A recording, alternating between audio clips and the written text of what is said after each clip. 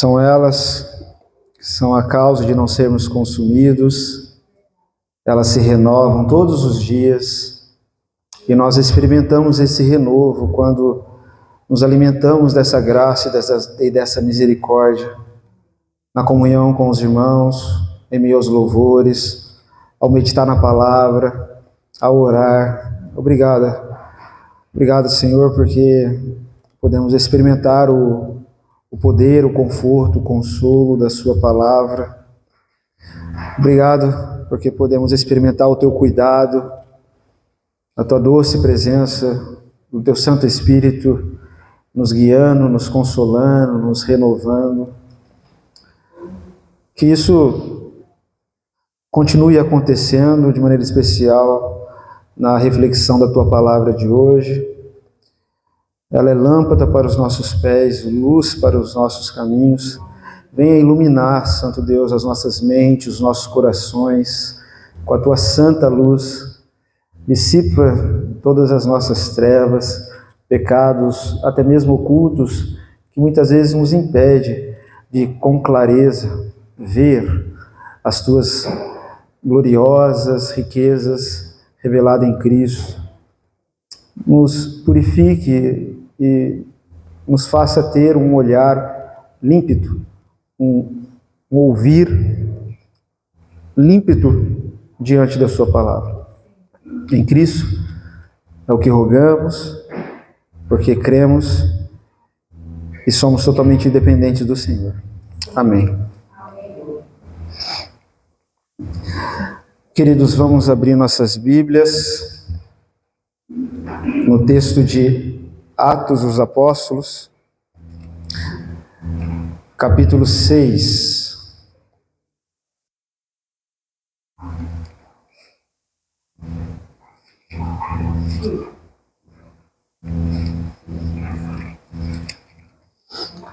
Daremos sequência à nossa reflexão desse livro em Atos dos Apóstolos, capítulo 6. Primeiramente, iremos ler a partir do versículo 1 até o versículo 7.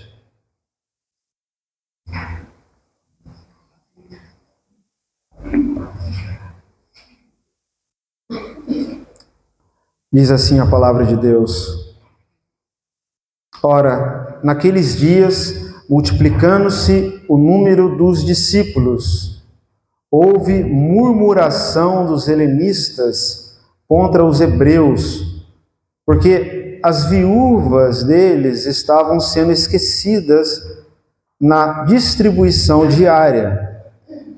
Então, os 12 convocaram a comunidade dos discípulos e disseram: Não é razoável que nós abandonemos a palavra de Deus para servir às mesas.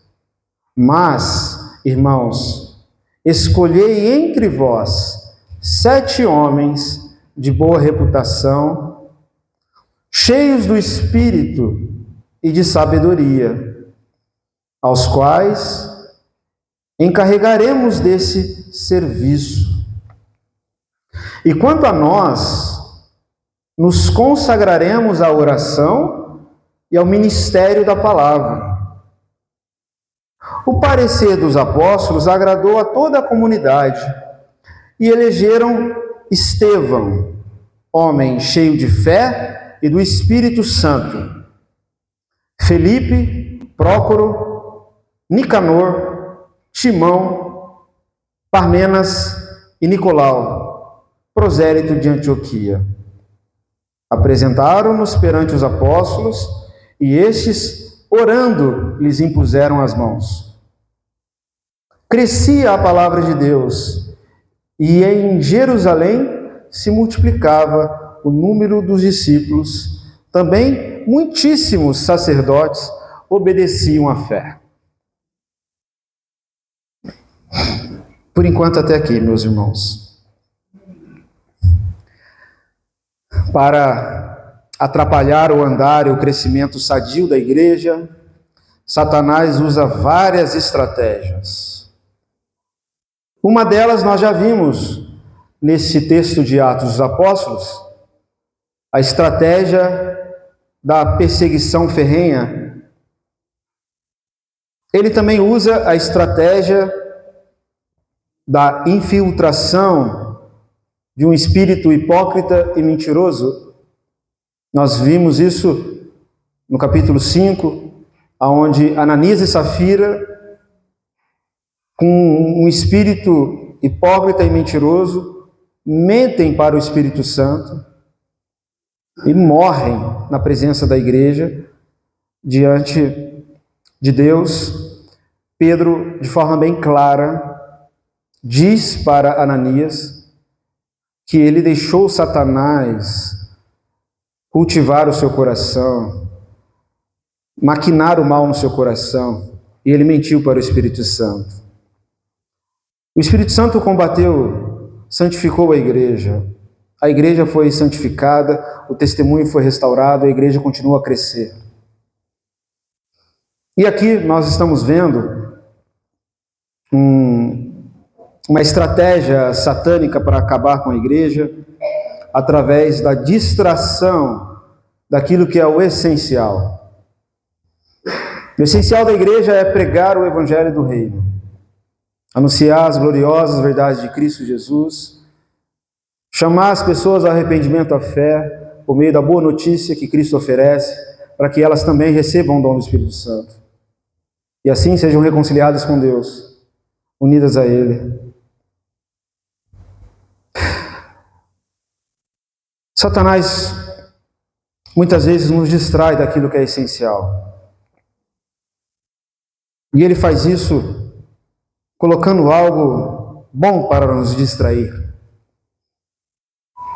Os apóstolos estavam tentando resolver um problema que envolvia ajuda, havia uma cesta que era distribuída, um serviço de ação social que acontecia na igreja de maneira até então voluntária, até então sem organização, mas com o organismo vivo, a igreja cuidava um do outro, sem precisar ter regra de que tem que ajudar ou de que não tem que ajudar, ou quanto tem que ajudar. A gente viu até aqui esse espírito generoso de entrega, de oferta que havia na igreja. Mas aparece aqui uma intriga entre os irmãos, uma murmuração. E os apóstolos agora têm que focar nesse trabalho. Olha, temos que desenvolver um trabalho de ação social, distribuição agora com justiça, as mesas, os necessitados, porque o povo está brigando um com o outro. Quando a igreja perde aquilo que é essencial, ela começa a dar lugar e a gastar tempo com intrigas e discussões vazias. Obrigado, irmão. Ouviram bem? Quando ela perde aquilo que é essencial, ela começa a dar lugar a coisas vazias, a brigas vazias, a intrigas vazias, discussões vazias, conversas vazias. As conversas não são mais sobre Cristo, sobre o reino, sobre consagração, sobre santidade, sobre vida no Espírito, sobre comunhão. Não, as conversas nos corredores não são sobre isso. Antes de vir à igreja não é sobre isso. Às vezes é intriga, às vezes é aquilo que eu não gostei, aquilo que eu acho, aquilo que eu quero, aquilo que seria melhor, enfim. Quando ela perde daquilo que é essencial, ela começa a dar lugar para as coisas vazias. Como eu disse, o que aconteceu aqui, o verso 1 resume bem isso. A igreja estava crescendo, houve murmuração dos helenistas. Os helenistas eram judeus de fala e cultura grega, contra os hebreus. Porque as viúvas dos helenistas, disseram eles, estavam sendo prejudicadas, esquecidas. Vocês só estavam lembrando das viúvas de vocês, das viúvas de Jerusalém. Vocês estão dando mais comida para aqueles que vocês têm mais afinidade.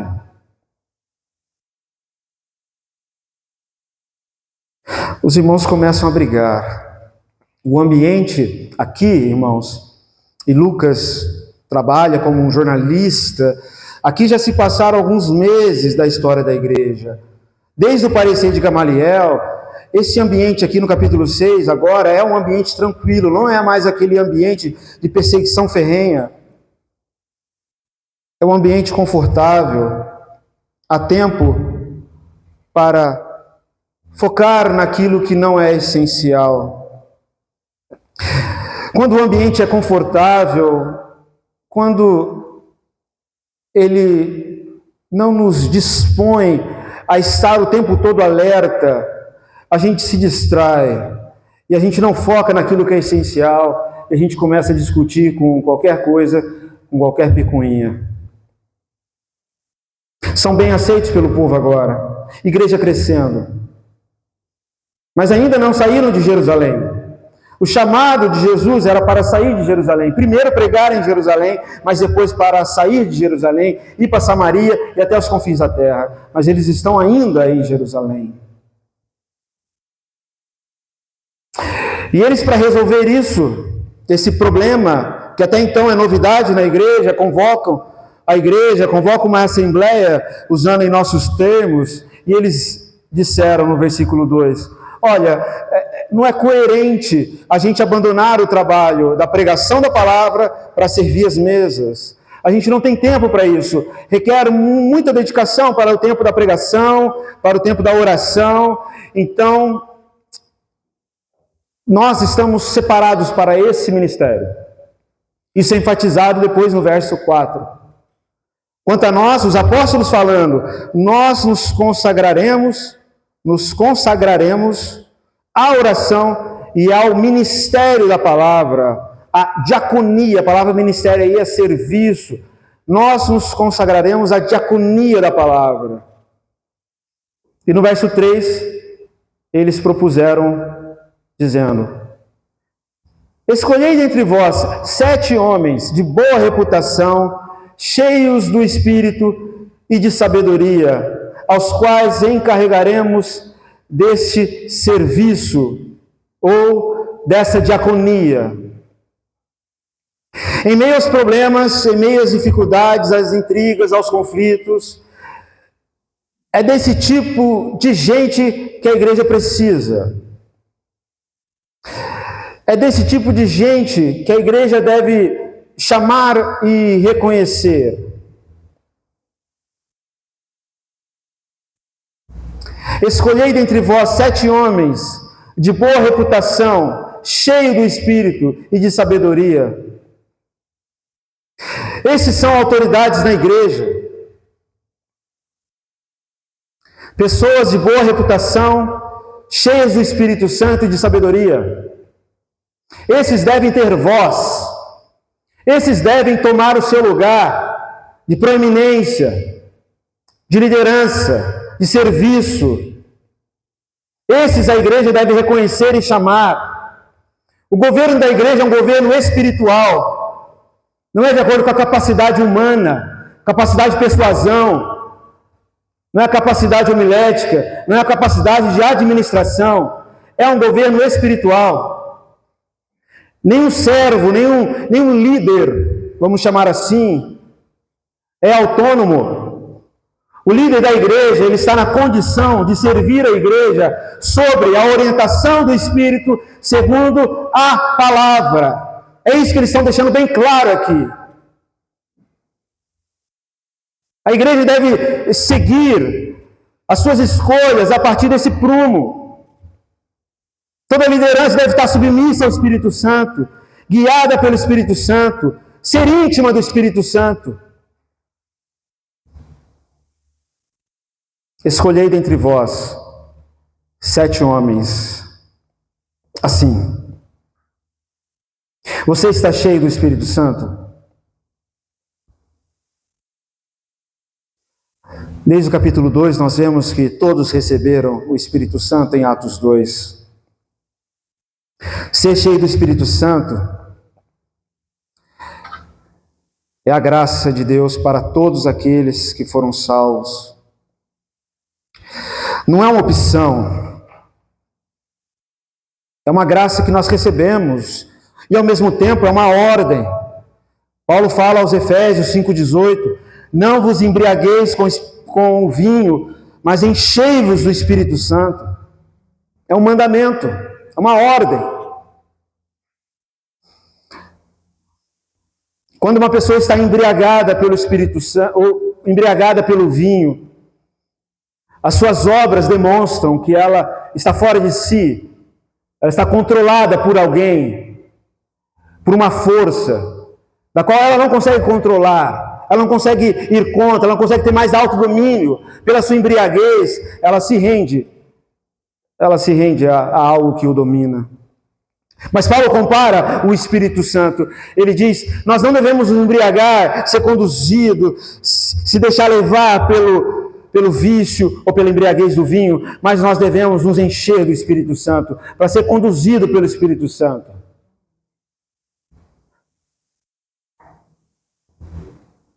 Eu sou cheio e transbordando no Espírito? É uma pergunta. Quando Paulo fala sobre isso, enchei-vos do Espírito, ele tem uma ordem negativa primeiro: não se embriague com vinho, mas também tem uma ordem positiva, da qual nós devemos focar, que é enchei-vos do Espírito Santo. E essa frase eu tirei de Billy Graham. Existe essa ordem positiva, da qual nós não nos atentamos. Às vezes ficamos só presos na ordem negativa: não pode se embriagar. Mas e a ordem positiva? Às vezes uma pessoa embriagada, ela gera escândalo, sim, ok. Mas estamos vivendo numa geração que não se choca com o fato de que as pessoas estão vazias do Espírito Santo, e a gente acha isso normal. E que as pessoas não têm a alegria do Espírito Santo, a justiça do Espírito Santo, a verdade do Espírito Santo. Elas não são sensíveis à voz do Espírito Santo, e a gente acha isso normal. Isso não é normal.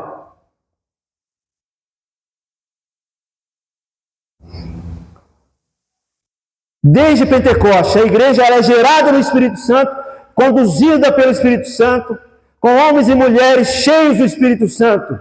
E a igreja só é edificada quando pessoas cheias do Espírito Santo se entregam em favor dela. Só assim ela é edificada. Portanto, escolhei dentre vós homens de boa reputação, que tenham um bom testemunho dos de fora e os de casa, que sejam cheios do Espírito Santo, que sejam cheios de sabedoria, luz de entendimento, compreensão da vontade do Senhor. Isso é sabedoria. É aquele que discerne no mistério de Cristo, conhece o Evangelho e consegue tomar decisões precisas, prontas, de acordo com esse Evangelho, para direcionar, para libertar, para ajudar, para ser instrumento de cura e libertação na vida de outros. Escolhei entre vós esses homens. Uma vez eu vi de uma igreja isso, um ministério pastoral.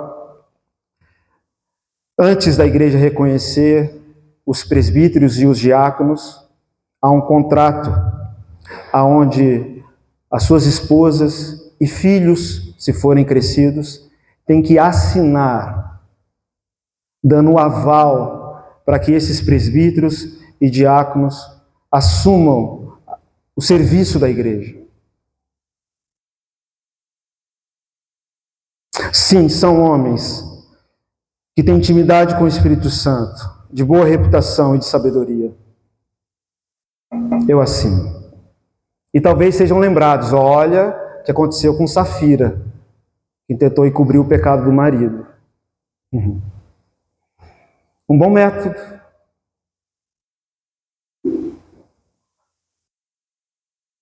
Escolhei dentre vós homens cheios de boa reputação, cheios do Espírito Santo, cheios de sabedoria. A igreja deve buscar isso. Claro que isso tem que ser gestado no ventre da igreja, no centro da igreja. A igreja tem que trabalhar para formar esse tipo de homens. Com certeza.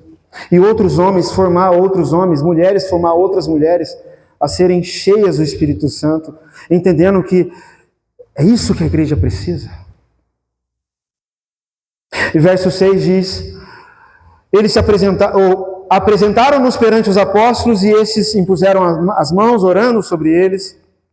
E a palavra crescia, a palavra de Deus aqui, é a ideia do testemunho de Deus na vida da igreja, crescia. E em Jerusalém se multiplicava o número dos discípulos. Também muitíssimos sacerdotes obedeciam à fé. A igreja continuou crescendo. Embora isso vai ter implicações no futuro complicadas, sacerdotes entrando na igreja e vão trazer algumas ideias antigas que a igreja já deveria ter deixado para trás, né? Mas aqui fala que a igreja continuou crescendo. E desses homens que foram eleitos pela igreja para esse serviço às mesas, por que eu falo isso? Porque não parece que o Espírito Santo estava concordando tanto com os apóstolos.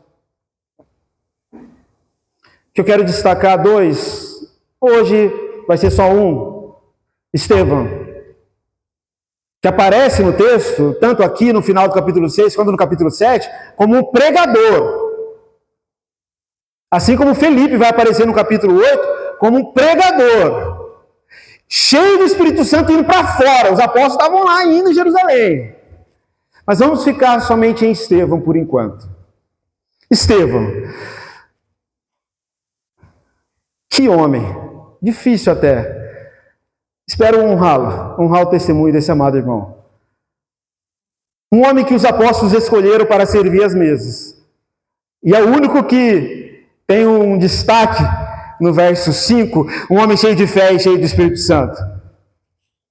O Espírito Santo chama a pregar.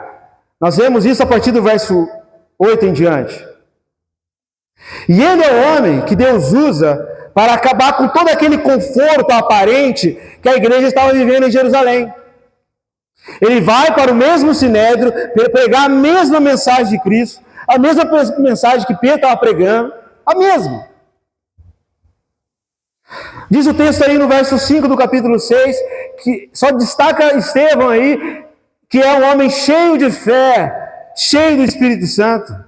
Toda vez que ela vai falar a respeito de Estevão, vai falar que ele era cheio de fé, cheio de Espírito Santo, cheio de sabedoria, cheio disso, cheio daquilo.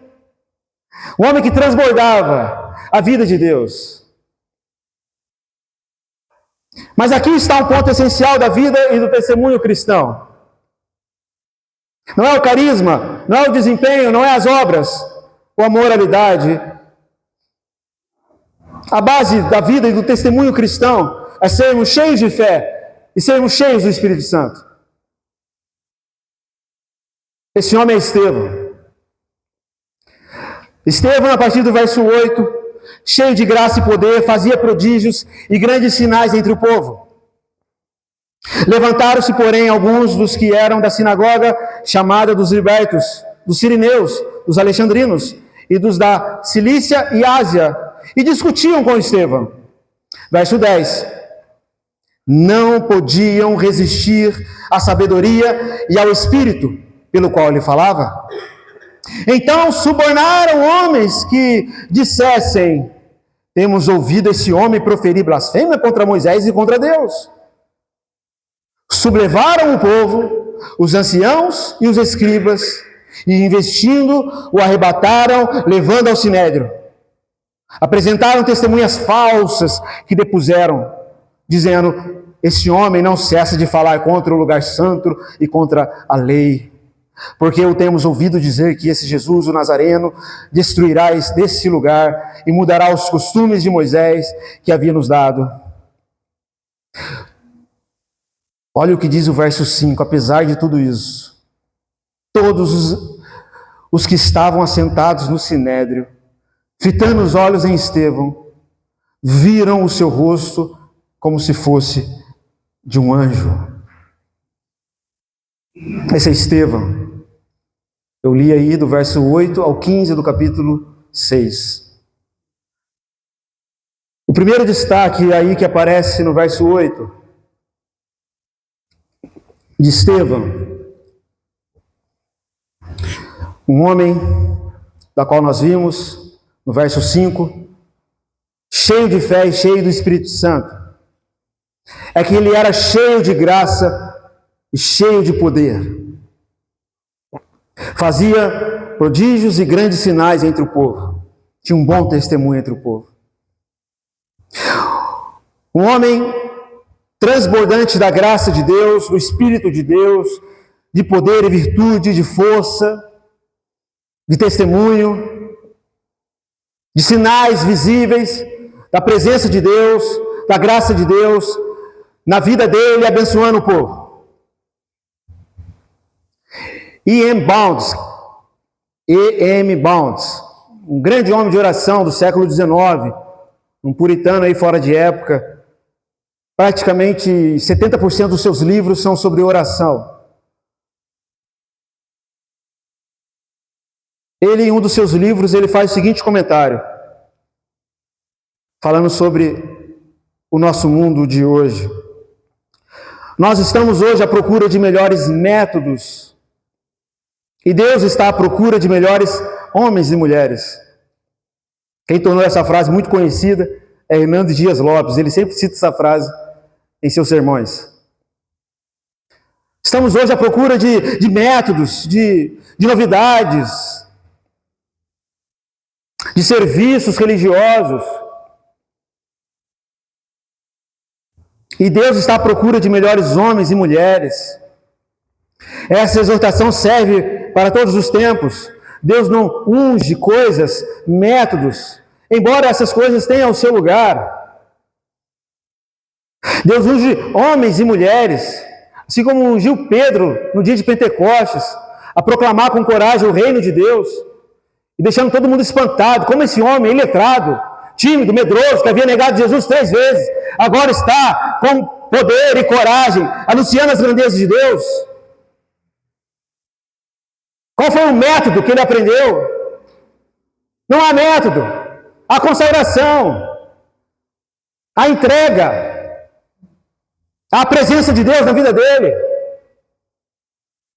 Estevão, um homem cheio de fé e do Espírito Santo.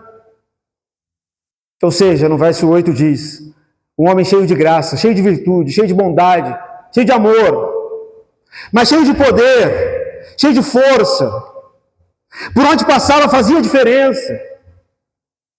Incomodava, como aconteceu aqui nessa passagem. Incomodou esse povo hipócrita, religioso, que crucificaram Cristo, o Senhor da glória. Um homem cheio de graça e poder, por isso a sua vida gerou tamanho impacto. E gera até hoje.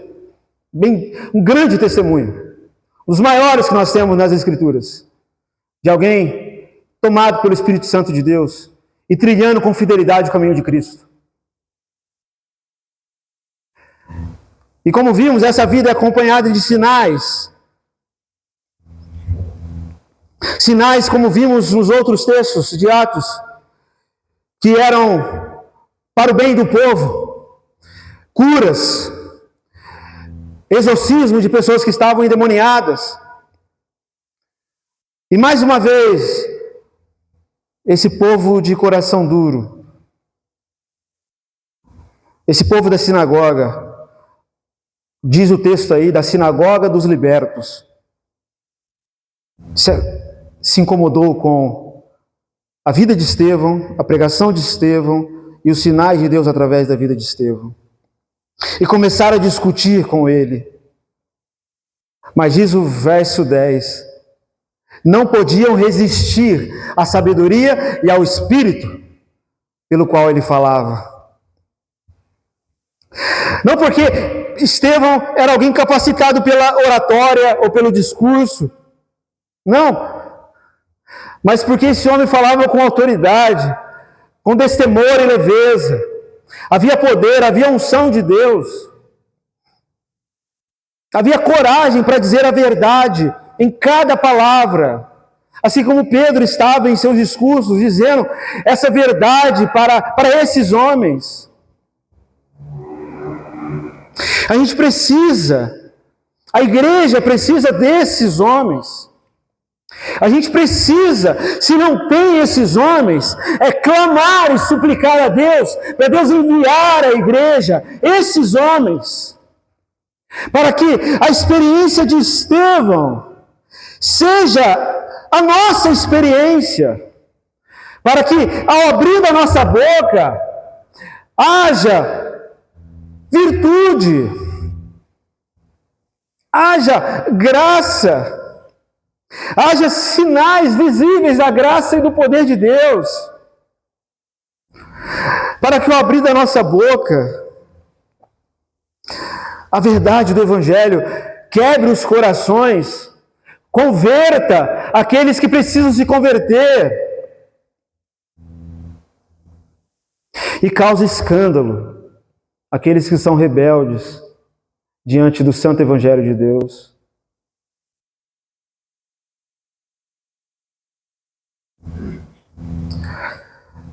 Precisamos desses homens, dessas mulheres, dessas pessoas, para que possamos resistir firmes diante daqueles que não suportam a verdade.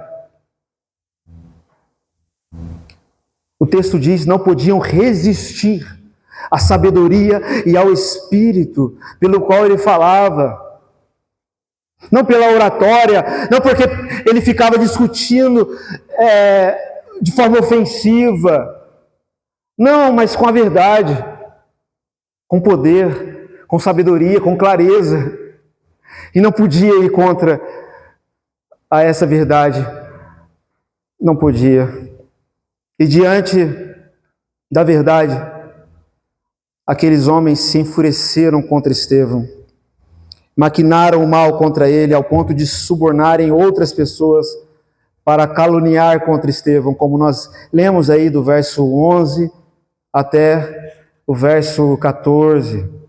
Tramaram, subornaram, trouxeram um falso testemunho, mentiras e mais mentiras. Homens que depois, mais à frente, nós vamos ver no capítulo 7, tinham raiva, tinham ódio de Estevão. Diante da verdade, diante dos fatos, diante da revelação da palavra, da boca de Estevão, eles se enfureciam, não se arrependiam.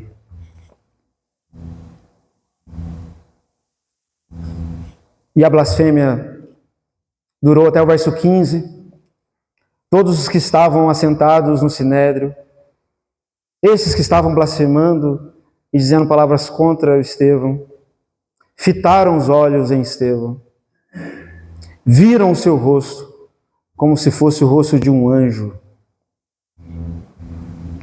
O homem estava sendo afrontado, traído, assim como Jesus. E olharam para o rosto de Estevão e viram o rosto de um anjo. A Bíblia diz que o coração alegre aformoseia o rosto.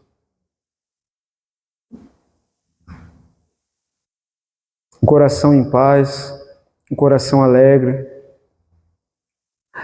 um coração de quem descansa, de estar na vontade de Deus e sendo guiado pelo Espírito Santo de Deus, frutifica uma expressão de anjo.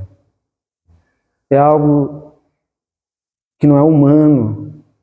É algo que ultrapassa os limites humanos. Por que o rosto desse menino jovem está brilhando? Por que o seu olhar está brilhando? Eu entendo que é assim. É um rosto de ternura, docilidade, mesmo diante de tanta tribulação. É o mesmo olhar que nós temos quando olhamos e contemplamos pela fé Cristo Jesus na cruz. Olhando as pessoas com misericórdia e ternura. E Ele está diante daqueles que perseguiram também Jesus, diante daqueles que também tramaram contra Jesus, disseram falso testemunho contra Jesus. Ele também está sendo vítima de um falso testemunho, de um sinédrio que não pode julgar dessa maneira. As acusações são as mesmas. Ele blasfema contra a lei, ele blasfema contra Moisés, ele se volta contra o templo, ele se volta contra nós. O rapaz está com um olhar de anjo. Talvez ele está contemplando, nossa, que santo privilégio. Eles estão falando coisas que falaram contra Jesus. Talvez ele está sentindo aquela alegria que os apóstolos sentiram quando a gente viu no capítulo 5 da semana passada, no verso 41. Eles se regozijaram por terem sido considerados dignos de sofrer afrontas por nome de Cristo. Talvez ele esteja gozando em seu coração desse regozijo. Nossa, é o que aconteceu com Cristo, está acontecendo comigo.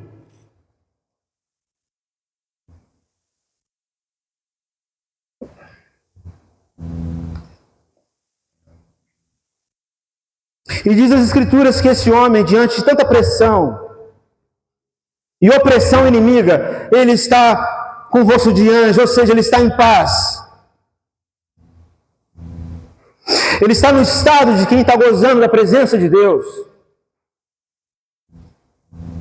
Ele está firme na fé contra todas as ciladas do inimigo. Ele não está olhando para as ciladas do inimigo. Os olhos dele estão firmes no Senhor.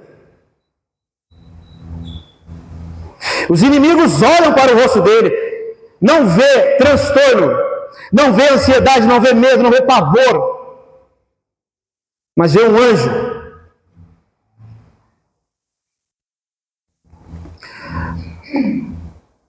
Como reagimos quando somos pressionados, acusados, perseguidos? Quando afrontam a fé, quando blasfemam, quando maquinam mal contra nós? A gente sabe disso. Como a gente reage? Como devemos agir? Como o Senhor nos conduz a agir? Estevão nos ensina muito bem como agir. O homem era cheio de paz, irmãos. O homem tinha cara de anjo. O homem tinha a cara do céu. O homem tinha uma cara de pureza, uma cara de leveza, uma cara de mansidão. Vai ficar mais claro ainda no final do capítulo 7. Porque em Atos 7 aqui, nós temos um grande sermão de Estevão, que começa de boca, de improviso, por Abraão, a pregar toda a palavra de Deus. Naquela época era muito comum as pessoas, de maneira oral, decorar as Escrituras e fazer discursos longos, porque na época não se tinha papel, não se tinha livros, então tudo que as pessoas sabiam, de fato, elas sabiam porque elas decoravam mesmo. E Estevão começa a pregar aqui no capítulo 7, porque o sacerdote pergunta, o sumo sacerdote, é isso mesmo? Essas acusações são verdadeiras? E Estevão começa a responder, varões, irmãos e pais, ouvi. O Deus da glória apareceu a Abraão, nosso pai. Aí ele começa falando de Abraão. E vai. A gente não tem tempo para ler esse discurso, mas é um resumo do Antigo Testamento. Estevão, lembra? Ele foi um diácono separado para servir as mesas, mas o Espírito Santo está conduzindo aqui para ele ser um pregador, cheio do Espírito Santo, porque o Espírito Santo aparece na passagem onde Estevão aparece, e aparece para pregar o mesmo evangelho que Pedro estava pregando até então, junto com João, junto com os apóstolos, e é um homem da palavra, prega um sermão gigantesco, e ele começa, e vai até o versículo 50. Um longo sermão. Aí no versículo 51, finalizando esse sermão, ele diz, capítulo 7, 51, todos comigo, né? Diz assim, homens de dura cerviz e circuncisos de coração e de ouvidos, vós sempre resisti ao Espírito Santo, assim como fizeram vossos pais, porque ele acabou de contar a história dos pais. Também vós o fazeis. Qual dos profetas vossos pais não perseguiram? Eles mataram os que anteriormente anunciaram a vinda do justo, do qual vós agora vos tornastes traidores e assassinos. Vós que recebestes a lei por ministério de anjos e não aguardastes. Agora ele começa a apelar, a fazer o apelo do sermão, dizendo de maneira dura e verdadeira a rebelião daqueles corações incircuncisos que estavam resistindo ao Espírito Santo, resistindo a Cristo, o justo. E ele começa a pregar. E continua o texto, todos comigo, 54. Ouvindo eles isso, essas palavras verdadeiras de Estevão, duras sim, mas verdadeiras, porque até então eles não estavam se arrependendo dos seus pecados. Ouvindo isso, enfureciam-se no seu coração, ficaram com raiva, encheram-se de ódio e rilhavam os dentes contra ele. Imagina aquela cena de um desenho animado, de alguém muito irritado, daquele vilão que vê um herói ali, humilde, e tendo glória em meio ao povo, aí ele olha aquilo e range os dentes com fúria. Essa foi a reação dessa liderança à pregação de Estevão. Mas Estevão, de novo, cheio do Espírito Santo, fitou os olhos no céu e viu a glória de Deus e Jesus, que estava à sua direita. Que homem de fé, que homem espiritual, que olhar em meio a circunstância difícil. Precisamos aprender com Estevão. E ele, com esse olhar, com essa perspectiva, agora ele diz: eis que vejo os céus abertos e o Filho do Homem em pé à destra de Deus. Eis que vejo Cristo exaltado nas alturas. Eis que vejo o Senhor da glória, o soberano Senhor, aquele que é Senhor da minha vida, Senhor da morte, Senhor da ressurreição. Meus olhos estão fixos no Senhor, à destra do Deus Altíssimo. E eles, porém, clamando em alta voz, taparam os ouvidos, unânimes, arremeteram contra ele. Triste fim desses homens, e sim de nossa humanidade caída, de nosso povo, que tem tapado os ouvidos diante da mensagem do Evangelho, diante da glória de Cristo, diante do soberano Senhor. E esse homem está anunciando, ainda com coragem, ainda com firmeza, ainda com intrepidez, porque os olhos dele são fixos no Senhor, são fixos em Deus. Verso 58. Lançando-o fora da cidade, o apedrejaram. As testemunhas suas deixaram as suas vestes aos pés de um jovem chamado Saulo, que é o apóstolo Paulo, ou que vai se tornar o apóstolo Paulo. Saulo aqui era um perseguidor da igreja, e ele viu essa cena. Ele era cúmplice dessa cena. E apedrejavam Estevão, que invocava e dizia: Senhor Jesus, recebe o meu espírito.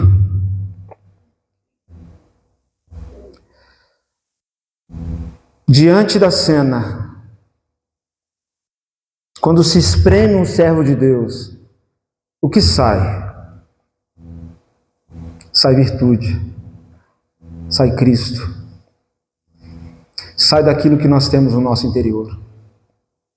Não saiu murmuração e reclamação, Não saiu ódio contra ódio. Saiu entrega.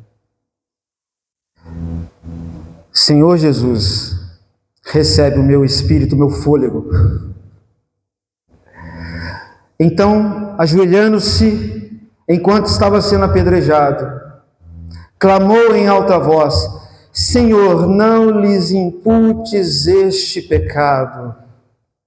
Senhor, como Jesus na cruz, perdoa-lhes. Enquanto estava sendo apedrejado, resistiu firme na fé, não combateu o mal com o mal,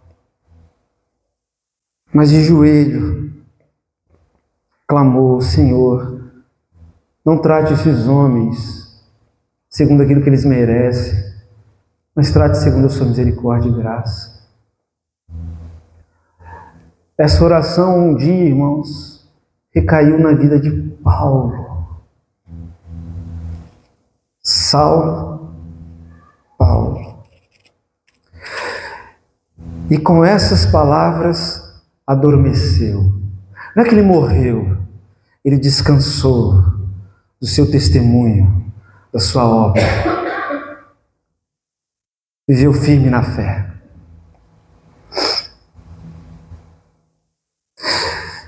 Ele não tentou salvar a sua própria vida, ele se entregou àquele que tem poder sobre ela. E aos seus inimigos, se entregou em amor. Como reagimos quando somos pressionados, acusados, perseguidos? Estevão, um homem cheio de paz, cheio de fé, morreu mansamente como um cordeiro. Eu lembro das palavras de Jesus para Pedro, dando revelação para Pedro que tipo de morte Pedro iria morrer. Nós somos chamados a testemunhar Cristo em nossa morte, a morrer como um cordeiro.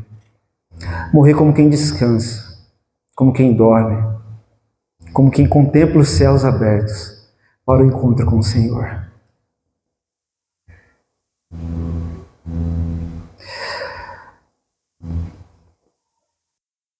Um homem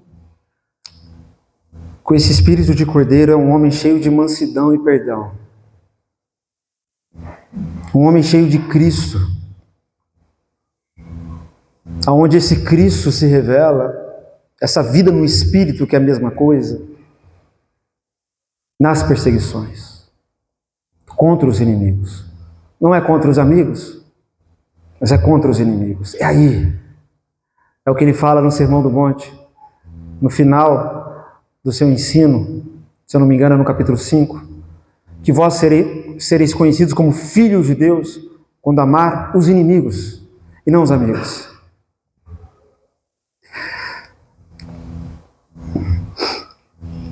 De alguma maneira, toda essa oposição está acontecendo em nossos dias, como eu citei hoje pela manhã. Cada vez mais pessoas estão ficando cegas, não apenas no mundo, fora da igreja, mas dentro da igreja. São surdas, inimigas do Evangelho da cruz de Cristo. Não aceitam o Evangelho na integridade do Evangelho.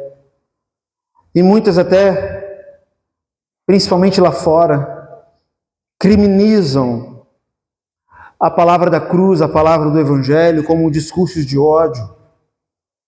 Blasfemam, dizem mentira, como disseram contra Estevão. Olha, ele fala contra o templo, ele fala contra Deus, ele fala contra Moisés, e assim vai se multiplicando esse horror. Paulo diz, irmãos, que a nossa luta não é contra as pessoas e contra a carne, ou contra o sangue. É focar nas pessoas, ódio contra as pessoas, é estar sendo conduzido pelo inimigo. Você não está entendendo que a estratégia do inimigo é que você se volte contra as pessoas, com ódio contra elas.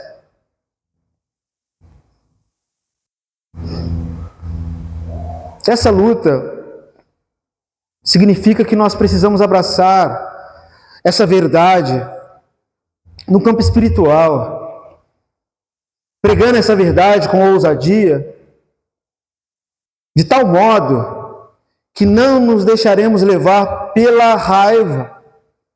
Aí está a pregação da verdade do Evangelho, onde a gente não se leva pelo desabafo, pela raiva, pela mágoa, aonde a gente prega dando a certeza, a convicção de que há perdão transbordante em nossas vidas.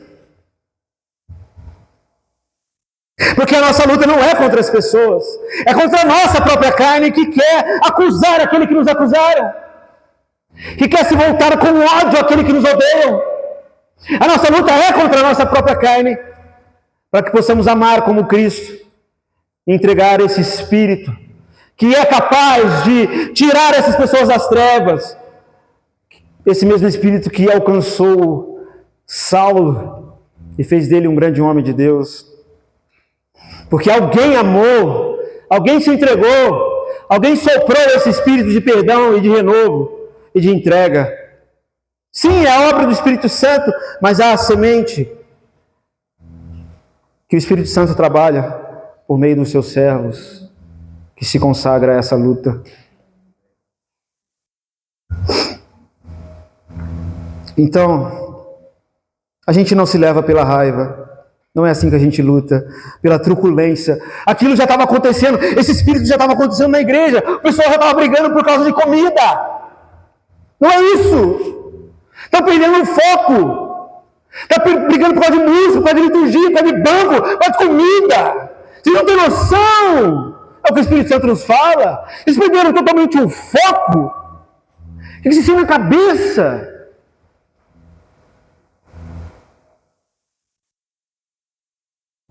Não, sem truculência. A verdade não precisa disso. Porque a verdade só é verdade de Deus, do Evangelho, quando ela é ensinada com esse espírito de Cordeiro, com esse espírito da verdade, que conduziu Jesus Cristo à verdade.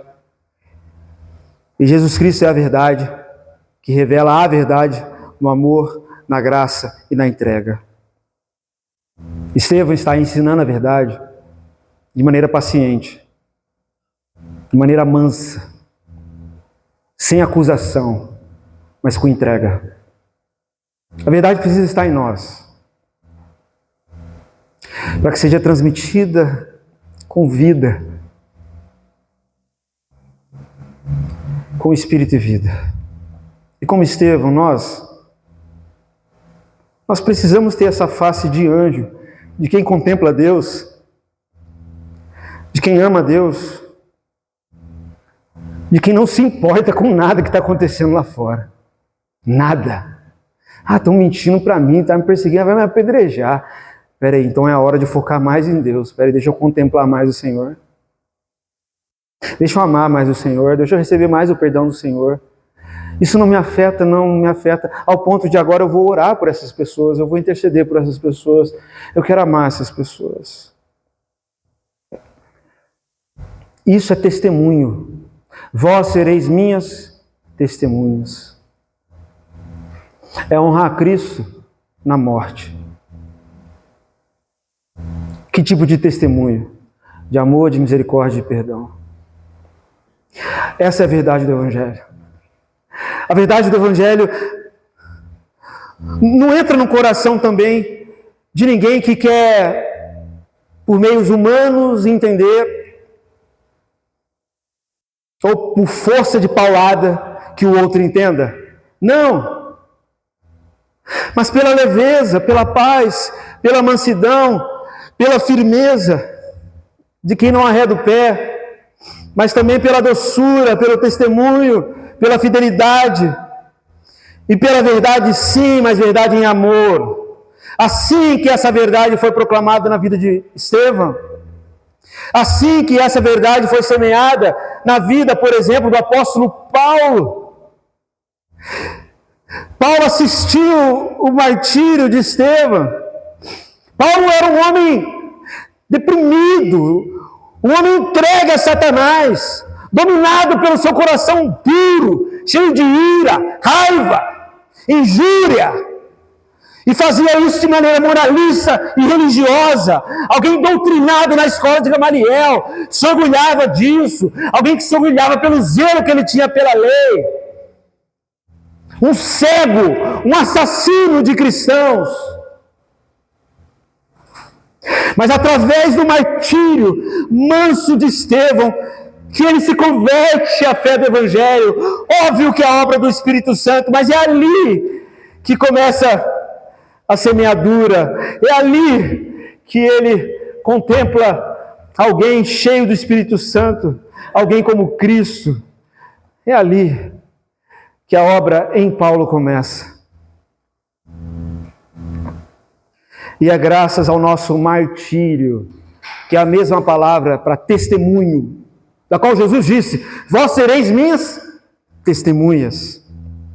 É através do testemunho que Deus, por sua graça, conduz muitos à conversão. Sim, é Ele que converte, mas Ele nos usa para isso. Talvez não houve na história da igreja uma conversão tão grandiosa, tão prestigiosa como a do apóstolo Paulo. Ele mesmo fala isso, um nascido fora de tempo, o pior dos pecadores, o pior dos apóstolos, e que se tornou pela graça de Deus o grande apóstolo, o que mais escreveu, o que mais se aprofundou sobre o Evangelho de Cristo, o que mais escreveu cartas, o que mais fez missões, porque ele foi semeado diante de um grande martírio. Então houve uma grande conversão. Olha onde pode chegar um grande martírio. Não foi em vão o testemunho de Estevão. E não é à toa que Saulo começa a aparecer na história aqui.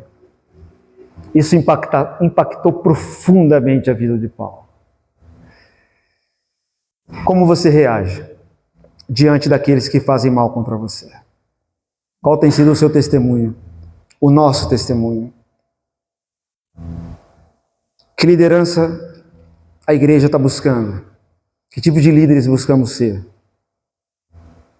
O que ela deve almejar? O que ela deve buscar?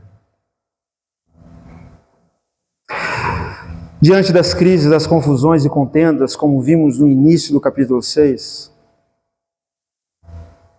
a igreja precisa de gente cheia do Espírito Santo. Esses têm autoridade na igreja para orar, para louvar, para orar sobre o outro, para depois de um culto falar uma palavra de conforto, de consolo, de exortação, de revelação, de ânimo, de orar em favor do pastor, em favor dos irmãos, em favor da igreja. Esses têm que assumir o compromisso e o protagonismo, porque esses não buscam sua própria glória, mas buscam servir a igreja como servos, como mártires.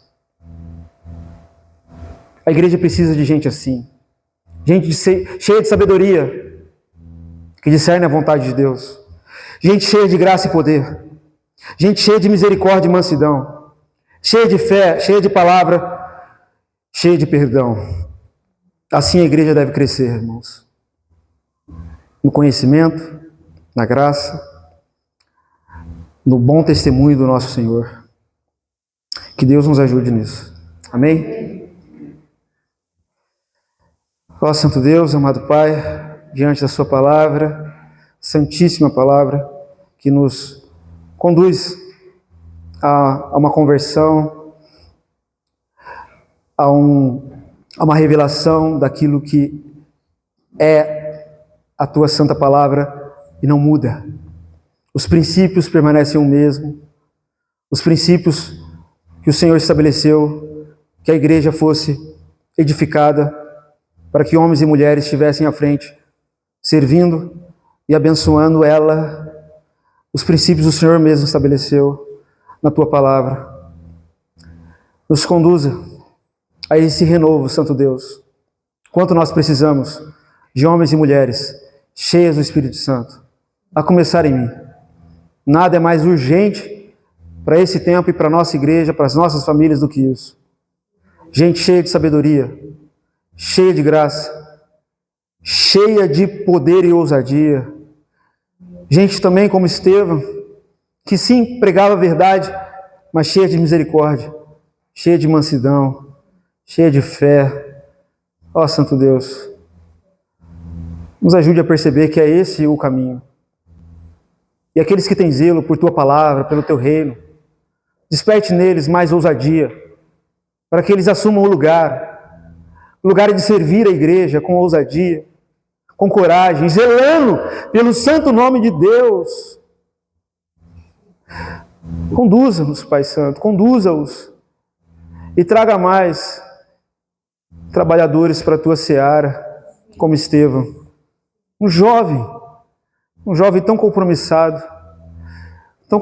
em contemplar o Senhor e viver a vida a partir dessa contemplação. Que face, que vida resplandecente que esse homem viveu.